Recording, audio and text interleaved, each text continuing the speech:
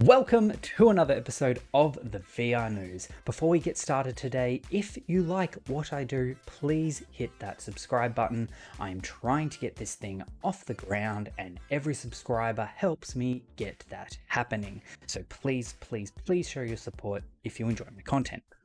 Alright, that's the pandering out of the way. Today we've got airplanes, focal planes, and space planes. Ships. We've got spaceships. Let's get right into it with an announcement from Microsoft in relation to their new flight sim. Microsoft Flight Simulator is the next generation of one of the most beloved simulation franchises. From light planes to wide-body jets, fly highly detailed and stunning aircraft in an incredibly realistic world.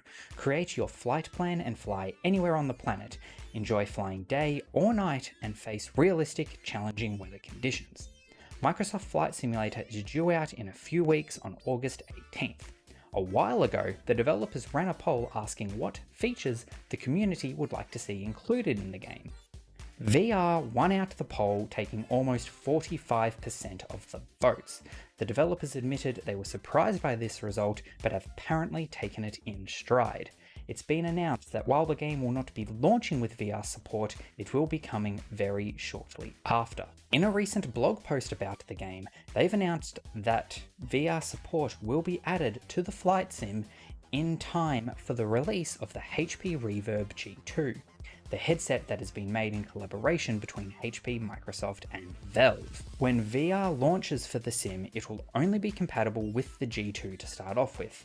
They will then add support for more headsets after that, such as the HTC line of Vives, the Oculus Rifts, and Valve Index. I'm interested to see how they're going to limit VR to the Reverb G2, as the G2 supports Steam VR and Windows Mixed Reality. So will the game be locked to Windows MR with some kind of extra protection on it so only the G2 can access it? Or is there some other kind of API that the G2 alone uses?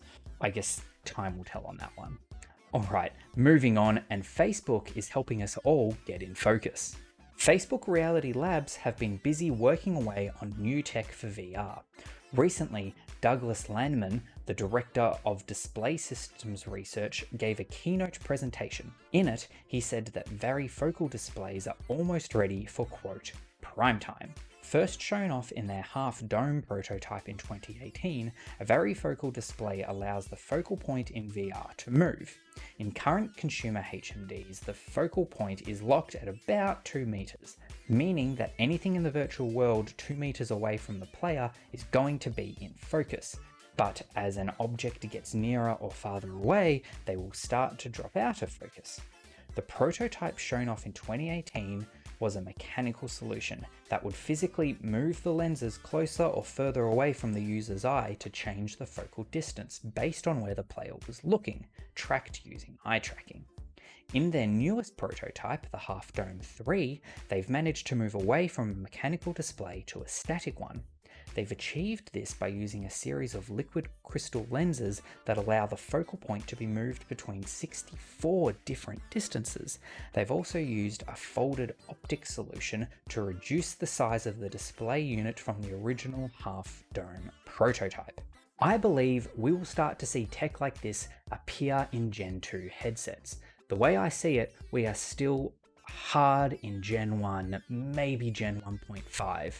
I think second generation VR headsets will include things like varifocal displays, true wireless PC cross standalone headsets, as well as eye tracking. Fingers crossed for some big announcements coming out of Oculus Connect 7 later this year. Moving on, and with the latest version of firmware, the Oculus Quest is officially supporting OpenXR apps. But what does that actually mean? OpenXR is a standard API for VR apps. Without it, each app would need to be ported manually by the developers to support different headsets and brands. This is because each company's hardware transmits data inputs differently. The way the Quest says that the right hand is moving to the left might be different to how the Index says the same thing. With OpenXR, the apps and games just need to be able to interpret what it says. So the Quest tells OpenXR that the right hand is moving, then OpenXR tells the app. As long as the headset can talk to OpenXR, everything should be sweet. What does this actually mean for end users? Not a hell of a lot. But it's great news for developers, as porting games from one platform to another just became so much easier. Porting an OpenXR supported PC game to the Quest, for example, as long as the Quest can run the app graphically, hardly any new code would need to be written. So I guess for users, we might start to see more games on multiple platforms. This is only a positive for the VR industry as a whole. I don't like consumers being locked to the games they have to choose from based on the hardware choices that they made when they first made their purchase. So if this means more games available to more people, then it's only a win and it's all right by me. Finally today, we have officially received an unveiling of Star Wars Tales from the Galaxy's Edge. Being developed by ILMX Lab, Tales from the Galaxy's Edge is a game being developed for the Oculus Quest. In it, you will play as a droid repair technician who crash lands on Batuu after a pirate attack. In typical Star Wars fashion, you'll quickly get swept up into a grand adventure on the outskirts of Black Spire Outpost. These are the same developers who made Vader Immortal, so I wouldn't be surprised if it also comes to PC via the Rift. It also appears to be a much bigger game in scope than Vader Immortal, leaning into the game side of things where Vader was more of an experience.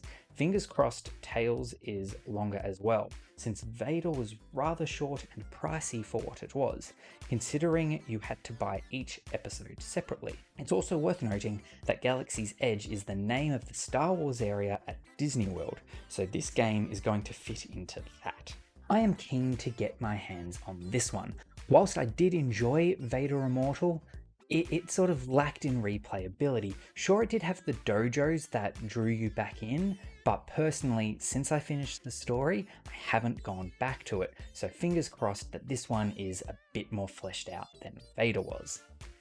And that's it. That's our news for this week. Thank you for watching. As I said at the top of the video, please hit that subscribe button, trying to get this whole thing going. Hit like as well if you did enjoy it. If you didn't enjoy it, hit like anyway, because what does it cost you? Absolutely nothing. If you like the sound of my voice, go listen to the podcast that I do with a couple other mates. We talk about non-VR games. It's called The Hero's Tavern. I've got a link to that in the description of this video. I will see you all next week. Thanks for watching, but until then, stay spazzy.